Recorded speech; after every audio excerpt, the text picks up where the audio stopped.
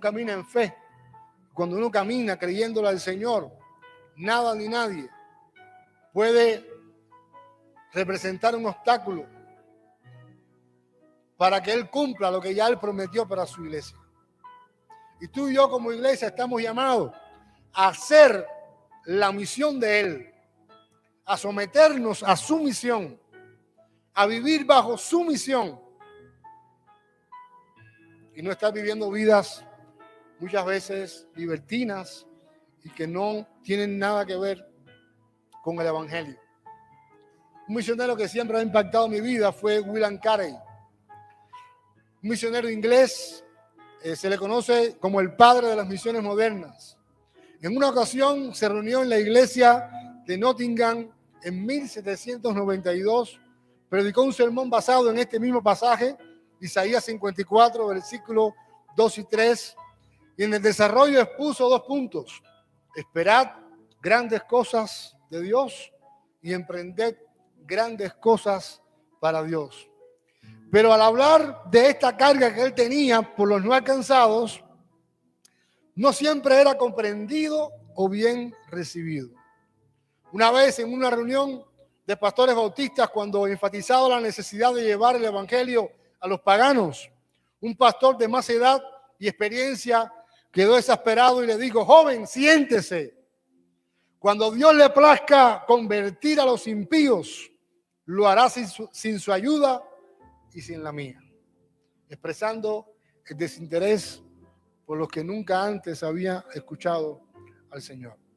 Y hoy estamos igual, hay tantas cosas que tenemos, que experimentamos, somos tan ricos en Cristo que se nos ha olvidado que todavía hay gente que nunca ha escuchado de Jesús en pleno siglo XXI. Hay miles y miles de personas en lo que se llama la ventana 1040 que nunca antes han escuchado de Jesús. Y nosotros todavía seguimos apostando por esa vida que no tiene problemas, esa vida que es perfecta, esa vida donde aún la arruga estorba, donde la estética se ha convertido más en algo más importante que la ética. Y muchas veces la iglesia de hoy no estamos comprometidos con lo que Dios quiere que nosotros nos comprometamos. Así como nosotros tuvimos una escuela misionera y comenzamos un movimiento que ha llegado a Colombia, podemos decir también que ha llegado a Panamá, Dominicana, y queremos que siga llegando a otras naciones, también tuvimos obstáculos, también tuvimos problemas, también hubo gente en la iglesia que se levantó para estar en contra de lo que Dios quería hacer. El Evangelio de Juan, en el capítulo 4, nos narra la historia de la mujer samaritana, que recibió salvación por medio de Jesús.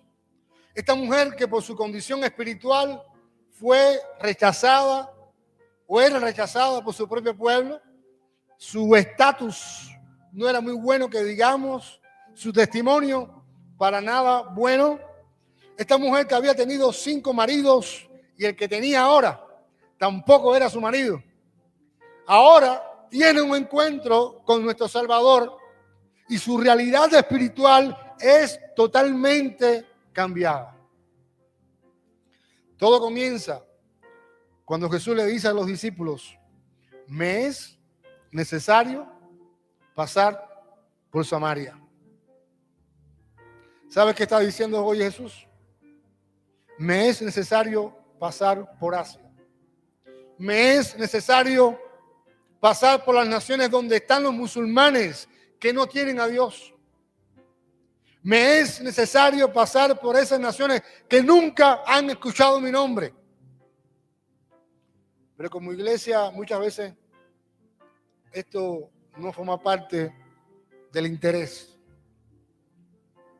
Normalmente cuando hay misioneros que salen de una iglesia, esos misioneros, la iglesia ayuda el primer tiempo y después se olvida del misionero. Se desentiende del misionero.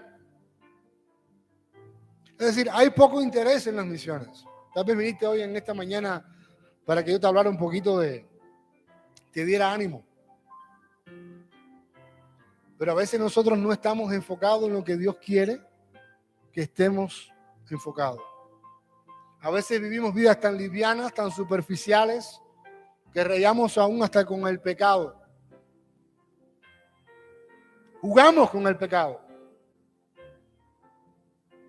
Y cuando venimos a Dios es para que nos salve o nos ayude en algo que estamos pasando. Muchos estamos como los discípulos en esta historia de la mujer samaritana. Cuando uno lee esta historia, los discípulos solamente estaban pensando en una cosa. ¿En qué estaban pensando? A ver, alguien que sepa.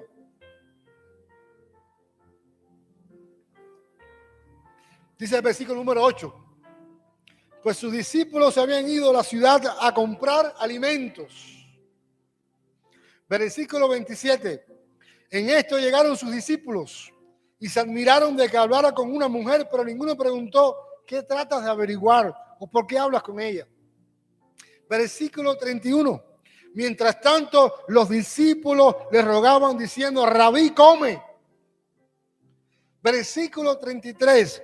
Los discípulos entonces se decían entre sí, ¿le habrá traído alguien de comer? ¿En qué estaban pensando los discípulos? En comida.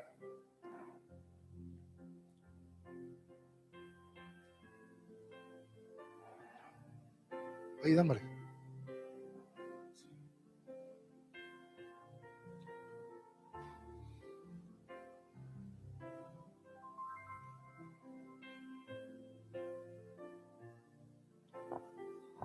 Padre, en esta hora te damos muchas gracias, Señor. Yo te ruego que en el nombre de Jesús, Señor, tú puedas ahora mismo traer sanidad. Intercedemos por esta hermana. Y te ruego, Señor, que en tu nombre tú puedas hacer lo que nadie puede hacer, Señor.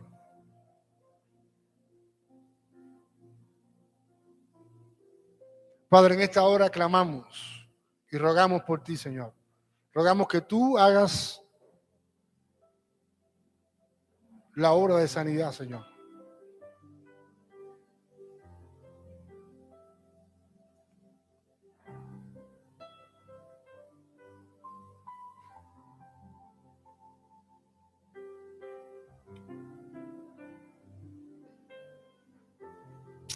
Trae sanidad, Señor, en esta hora. Para ti no hay nada imposible, Señor. En tu nombre oramos, Señor. Amén.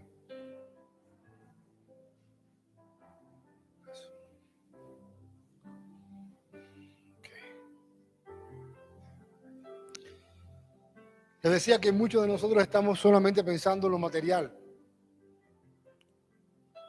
Y está bien que estemos pensando en esto, pero no debemos dejar que las cosas materiales puedan llegar a ser más importantes que las espirituales. Jesús le dice a sus discípulos, ¿no decís vosotros, todavía falta 4 meses y después viene la siega? He aquí yo os digo, alzad vuestros ojos y ve los campos que ya están blancos para la siega.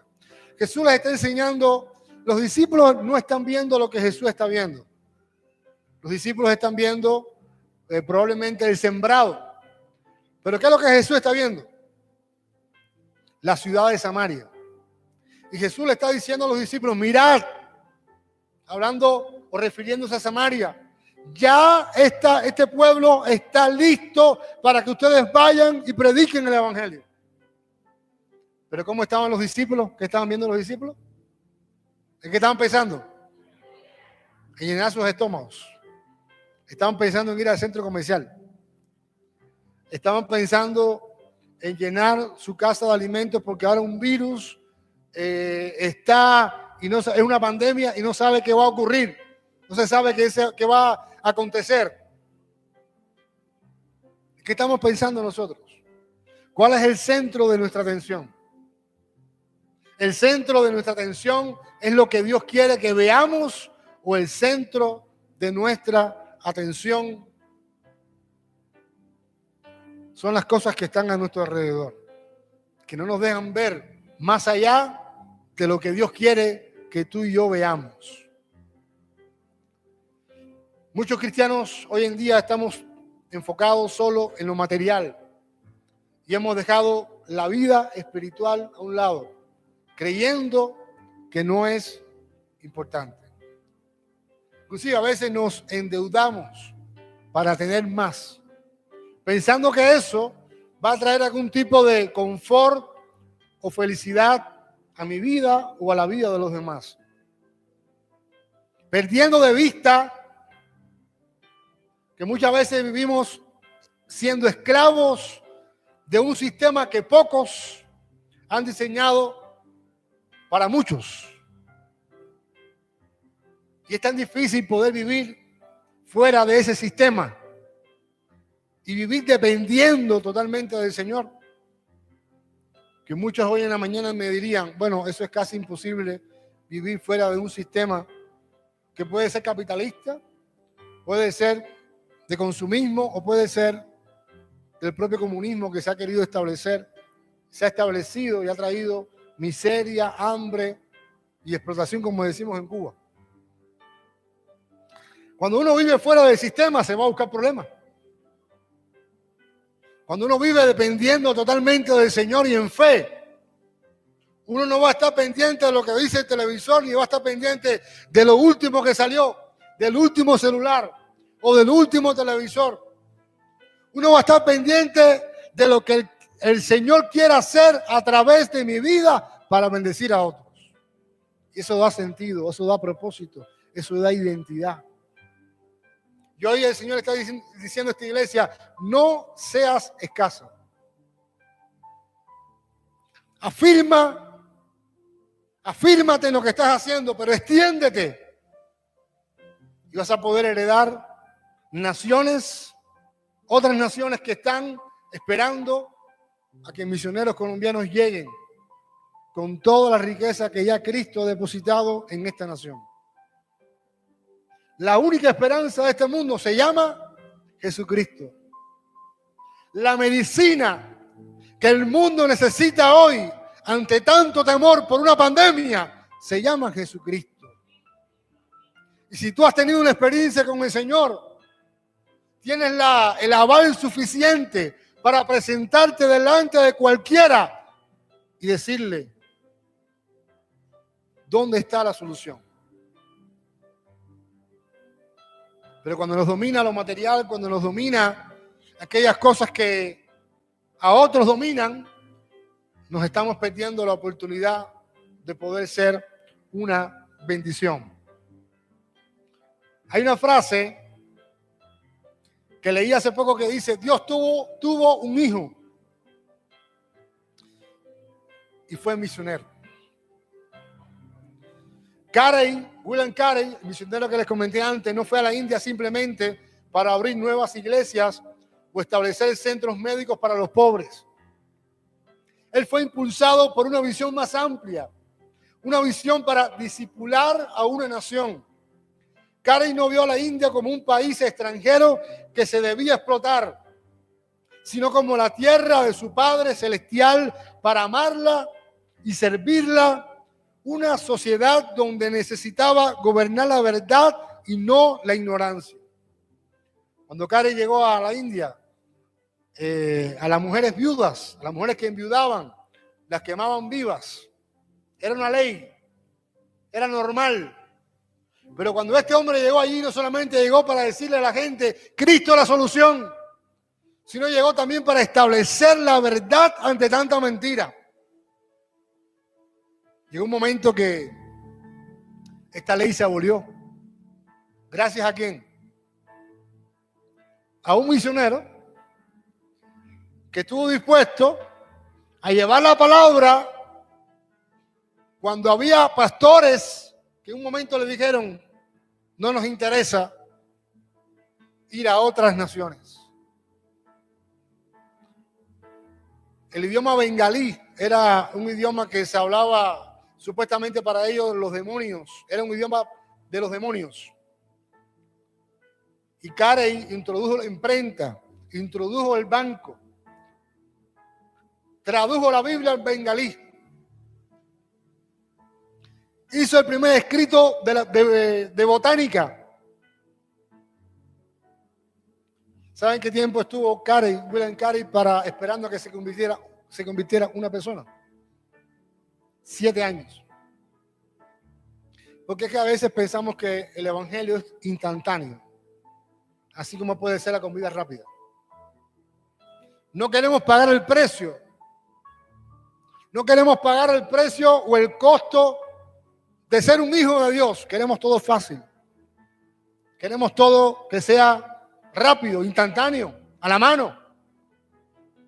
Y no nos damos cuenta que la vida cristiana, el camino de la vida cristiana es estrecho, es angosto, está lleno de espinas, pero ese es un camino glorioso, es un camino que estamos sembrando para la eternidad.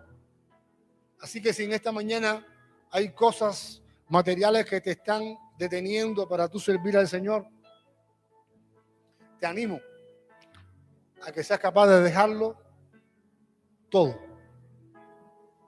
Nosotros en Cuba, en este último tiempo, hemos vivido bastante bien, la verdad. Tenemos de todo en la casa, absolutamente de todo. Vivimos bastante cómodos de alguna manera.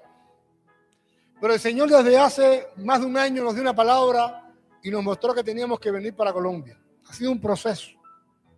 Recuerdo que yo pensé que ese momento era cuando, al año de haber salido de pastor, para dedicarme nada más al entrenamiento de misiones. Recuerdo que hubo un momento que comenzaron primero me llamaron y me amenazaron y me dijeron que no me iban a permitir hacer más la escuela misionera, la seguridad del Estado.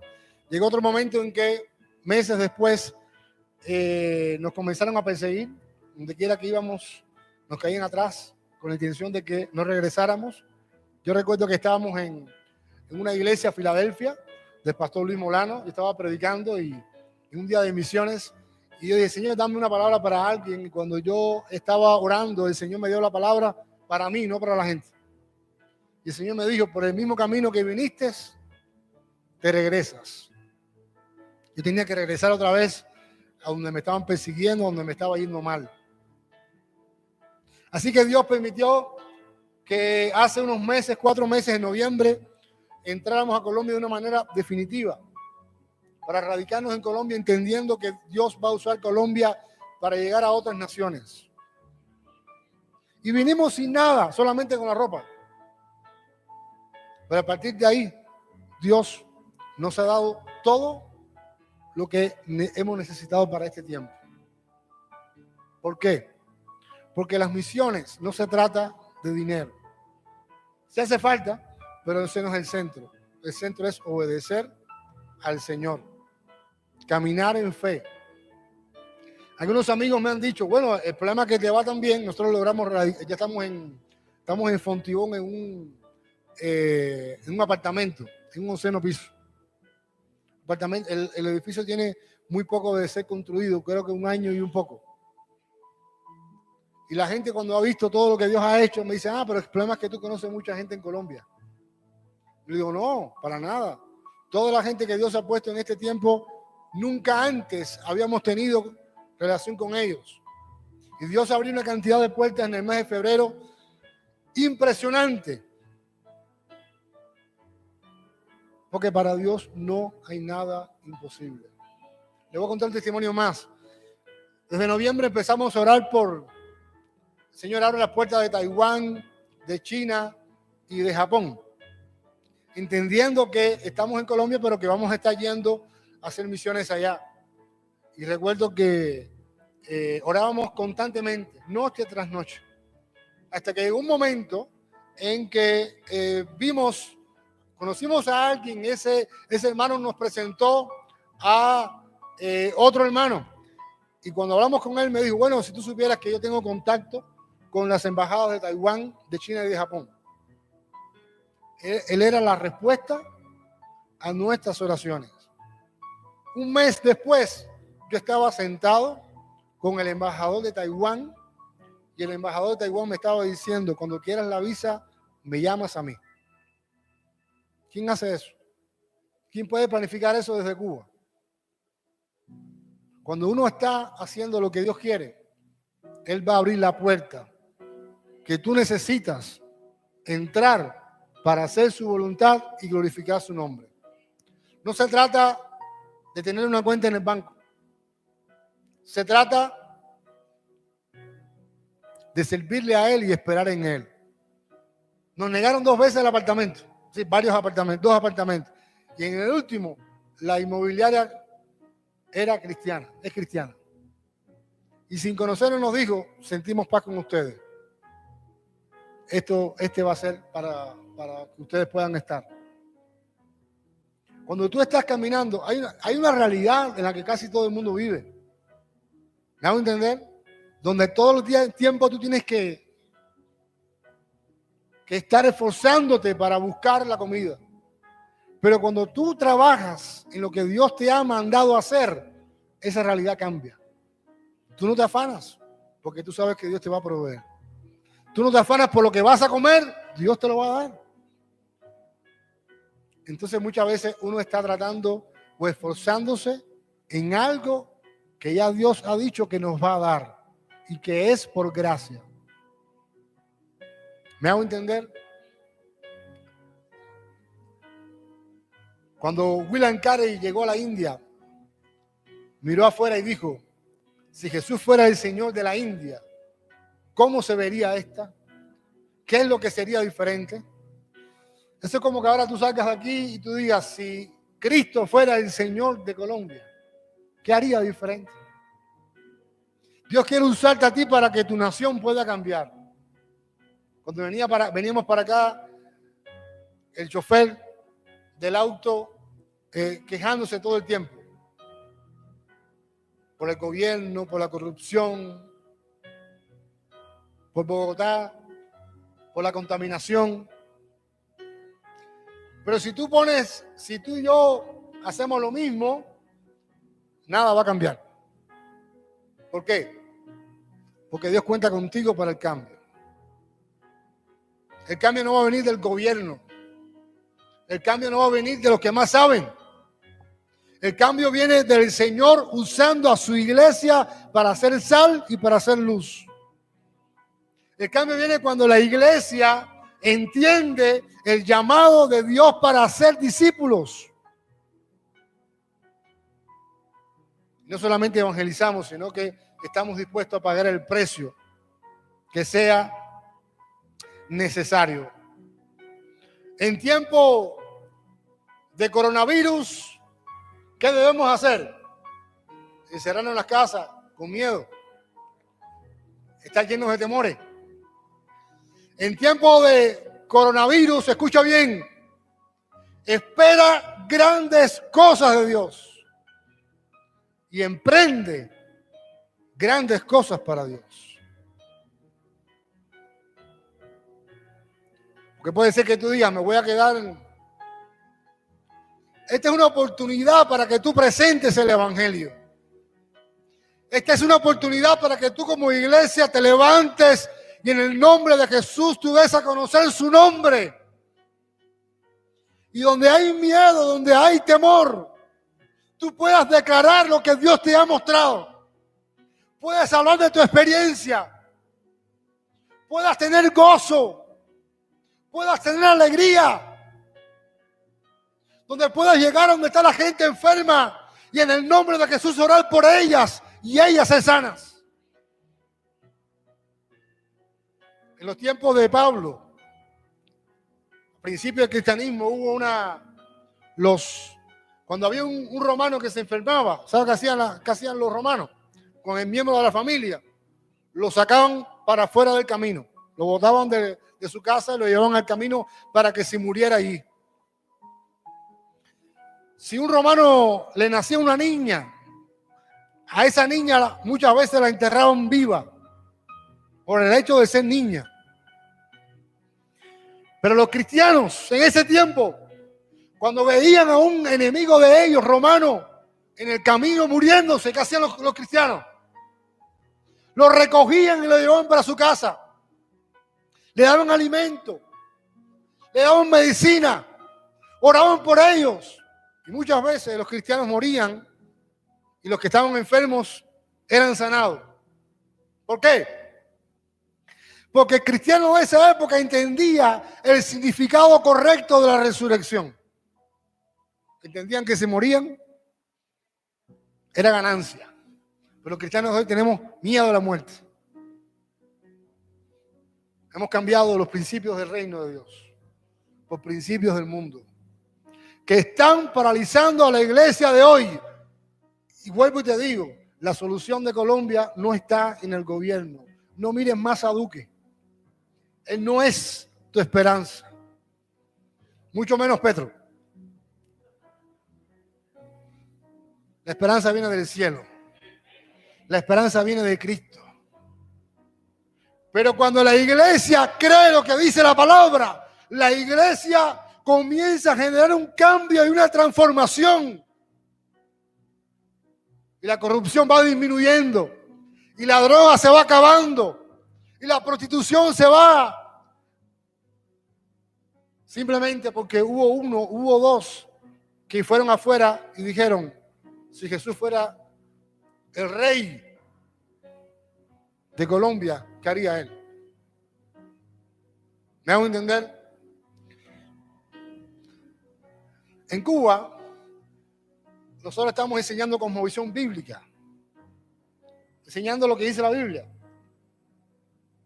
Yo recuerdo que en varias reuniones yo le dije a los jóvenes en una iglesia, estaba haciendo 2 entrenamientos al mismo tiempo, y cada vez que le pregunté quién es el rey de Cuba, bueno, lo primero, todo el mundo con temor, y se miraban. ¿Quién es el rey de Cuba? El presidente ahora se llama Díaz-Canel. Es de mi ciudad. Y ellos decían, no, el presidente Díaz-Canel. Y dije, no, eso no es bíblico. ¿Quién es el rey de Cuba? Cristo es el rey de Cuba. Pero los cristianos viven creyendo que el rey es su gobernante. Eso cambia. Por eso la iglesia no tiene el impacto que tiene que tener. Yo te pregunto, ¿quién es el rey de Colombia? Si Cristo es el rey de Colombia, entonces tú y yo tenemos la autoridad para proclamar, llevar el evangelio a todo lugar y ver con nuestros propios ojos la transformación de una nación que ahora mismo pudiéramos decir vive de sí, hay tanta corrupción, pero todo eso puede ser cambiado. Hoy el Señor quiere que tú te extiendas a la derecha y a la izquierda. Dios quiere colombianos, cubanos, yendo a las naciones no alcanzadas, usando su profesión como una plataforma para insertarse en la cultura y llevar el reino de Dios a esa nación que vive en tinieblas. En tiempo de coronavirus, ensancha el sitio de tu tienda y las cortinas de tus habitaciones sean extendidas. No seas escasa, alarga tus cuerdas y refuerza tus estacas, porque te extenderás a la mano derecha y a la mano izquierda, y tu descendencia heredará naciones y habitará las ciudades asoladas. En tiempo de coronavirus, espera grandes cosas de Dios y emprende grandes cosas para Él.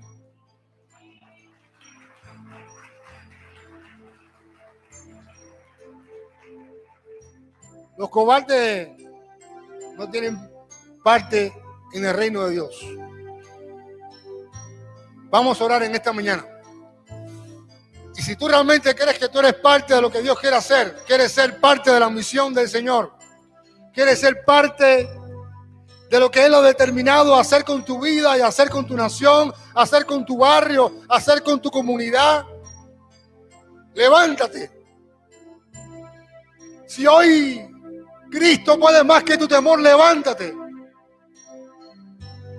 Si has entendido que vas a llegar en estos días a lugares y vas a poder proclamar su palabra y vas a orar por enfermos y ellos van a sanar y vas a orar por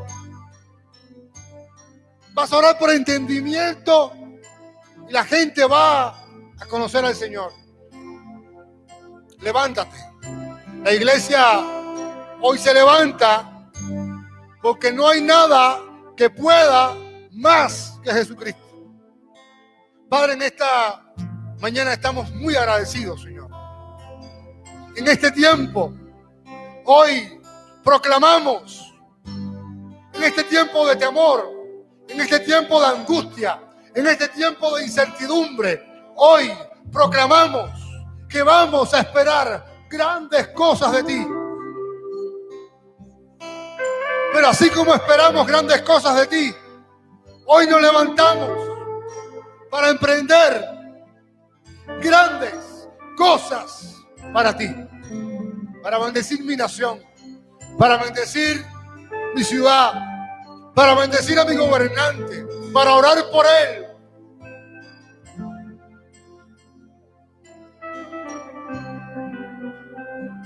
Señor, permite que yo pueda ser un agente de cambio,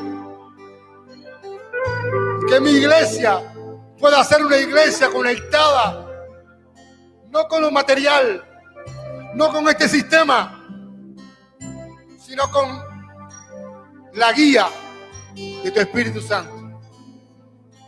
Abre puertas, Señor, para que tu palabra pueda extenderse en este tiempo de crisis. Hoy levantamos nuestra voz para decirte que puedes contar conmigo. Estoy dispuesto a dejarlo todo por ti, Señor. Porque sé que en ti se encuentra la verdadera riqueza. Gracias, Señor. En tu nombre oramos. Amén y amén.